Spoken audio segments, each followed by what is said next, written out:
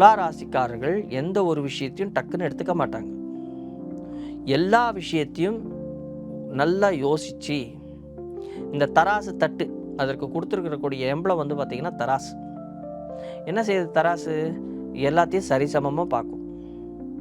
எந்த தட்டு உயர்ந்திருக்கு, எந்த தட்டு தாழ்ந்திருக்கு, ஏன் அது அப்படி இருக்குது அப்படின்னு சொல்லிட்டு ஆராய்ச்சி பண்ணக்கூடிய மனப்பான்மை அதிகம். சுக்கிரனுடைய ஆதிக்கம் இருக்கு. இருந்தாலும் எல்லாவற்றையும் ஆராய்ச்சி பண்ணி அதில் நாம் ஜெயிக்கிறோமா அப்படிங்கிறத பார்க்கணும். அதுக்கு தான் குரு 3ஆம் இடத்திற்கு அதிபதியாக இருக்கார். ஒரு முயற்சி ஸ்தானத்திற்கு அதிபதியே குரு பகவான். அந்த முயற்சி ஸ்தானத்திற்கு அதிபதியான குரு பகவான் உங்களுக்கு கிடைக்கக்கூடிய குருமார்கள், உங்களுக்கு படிப்பினை சொல்லிக் கொடுத்தவர்கள் எல்லாருமே உங்களுடைய முயற்சிக்கு தூண்டுதலாக இருந்திருக்கிறார்கள். அப்போ இப்போ இந்த குரு பகவான் எங்க பார்க்கிறாரு? 2ஆம் இடம் என்று சொல்லக்கூடிய குடும்பஸ்தானம், அல்லது உங்களுடைய படிப்பு, அல்லது தனஸ்தானம், 4ஆம் இடம் என்று சொல்லக்கூடிய சுகஸ்தானம், 6ஆம் இடம் என்று சொல்லக்கூடிய அந்த இடத்துல தான் நமக்கு பயம் வந்துடும். ஏன் 6ஆம் இடம்னா நம்ம என்ன நினச்சிட்டு இருக்கோம் இத்தனை நாள்? ரோகம், அதே மாதிரி வம்பு வழக்குகள், கடன், வியாதி, இதே மாதிரி தான் நம்ம எல்லாம் முதல்ல இந்த சப்கான்ஷியஸ் மைண்டில் நெகட்டிவான திங்ஸ் தான் போய் சேர்ந்துருது. அந்த நெகட்டிவான திங்ஸ் தான் நம்மளுக்கு அப்பப்போ ஞாபகத்தில் வருது. பாசிட்டிவான விஷயங்கள் வரமாட்டேங்குது. ஒரு கடன் எதுக்காக வாங்குகிறோம் அப்படின்னு சொன்னால், ஒன்று குடும்பத்திற்காக வாங்குவோம், படிப்பிற்காக வாங்குவோம், குடும்பத்திற்கு, குடும்பத்தினுடைய வளர்ச்சிக்கு, அல்லது என்னுடைய கௌரவத்திற்கு, வண்டி வாகனங்கள் சொத்துக்கள் வாங்கலாமா, படிப்பு விஷயம் மேல் படிப்பு படிக்கலாமா, அது மாதிரியான விஷயத்துக்கு தான் நம்ம கடன் வாங்குவோம். அப்போ இப்போது குரு பகவான் எந்த இடத்தை பார்க்குறாரு? 2ஆம் இடம்ங்கிறத குடும்பஸ்தானத்தை பார்க்குறாரு. 4ஆம் இடம் என்று சொல்லக்கூடிய சுகஸ்தான பார்க்கிறார். குரு யாரு? வளர்ச்சி அடைய செய்பவர். அப்போ இந்த 2ஆம் இடம் என்று சொல்லக்கூடிய குடும்பஸ்தானத்தை வளர்ச்சி அடைய செய்ய போகிறார். 4ஆம் இடம் என்று சொல்லக்கூடிய சுகஸ்தானத்தை வளர்ச்சி அடைய செய்ய போகிறார். இந்த 2 இடத்தையும் வளர்ச்சி செய்யணும்னா நீங்கள் உங்களுக்கு பணம் வேணும். உங்களுக்கு பணம் இல்லைன்னா கடன் வாங்குவீங்க. இந்த பணம் இல்லைன்னா ஒன்று கடன் வாங்குவீங்க. இந்த கடன் வாங்க முடியல அப்படின்னு சொன்னால் எதையாவது எடுத்துகிட்டு போய் அடகு வைக்கலாமா?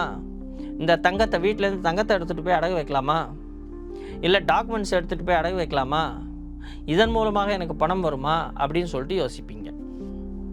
இப்போ அதுக்கு அடுத்து இன்னொரு விஷயம், இந்த கடனோ இந்த வம்பு வழக்கோ இது குரு தரல, என்னுடைய சுகத்திற்கு, என்னுடைய சந்தோஷத்திற்கு, எனக்காக, என் குடும்பத்திற்காக நான் வாங்குகிறேன் அப்படின்னு வரும்பொழுது யார் யோசிக்கணும்?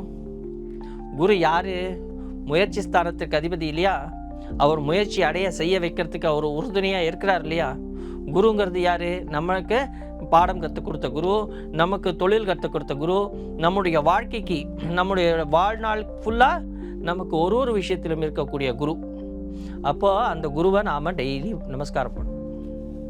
டெய்லியை நமஸ்காரம் பண்ணும்பொழுது நம்மளுக்கு என்ன கிடைக்குது அப்படின்னா, நமக்கு வளர்ச்சி கிடைக்குது. யாராவது ஒருவர் நமக்கு உறுதுணையாக இருப்பார். இல்லைப்பா இப்போ இந்த கடன் வாங்காத, இந்த தங்கத்தை இப்போ அடகு வைக்காத அப்படின்னு சொல்லிட்டு நம்மளுக்கு வழி காமிப்பார். இந்த குரு பயிற்சி உங்களுக்கு 50லிருந்து 65% வெற்றி தரப்போகிறது.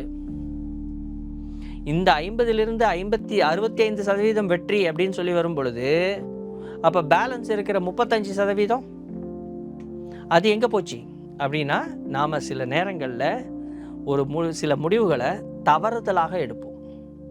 சில நேரத்தில் நம்ம கன்சல்ட் பண்ண மாட்டோம், நம்ம குடும்பத்தோட கன்சல்ட் பண்ண மாட்டோம். குரு பகவான் குடும்பத்தை பார்க்குறாரா? குடும்பத்தில் இருக்கிறவங்க புத்தி தருவாங்க, குடும்பத்தில் இருக்கிறவங்க நம்மளுக்கு வழிகாட்டுவாங்க, நம்ம எடுத்துக்க மாட்டோம். அப்போ இது போல செய்யக்கூடிய சில தவறுகள் மூலமாக நாம் அந்த 35லிருந்து 50% இழக்கிறோம். இப்போ இந்த குரு பெயர்ச்சியில் உங்கள் குடும்பத்தில் இருப்பவர்கள் சொல்லும் வார்த்தையை கேளுங்கள். அவர்கள் சொல்லுகின்ற விஷயத்தை காது கொடுத்து கேளுங்கள். அதே நேரத்தில் ஏதாவது ஒரு சொத்து வாங்கும் பொழுதோ, ஏதோ ஒரு விஷயங்கள் செய்யும் பொழுதோ உங்கள் அம்மா என்ன சொல்கிறாங்கன்னு கேளுங்க. 4ஆம் இடத்தை பார்வையிடுகிறார். உங்கள் தாயார் என்ன சொல்கிறாங்கன்னு கேளுங்க.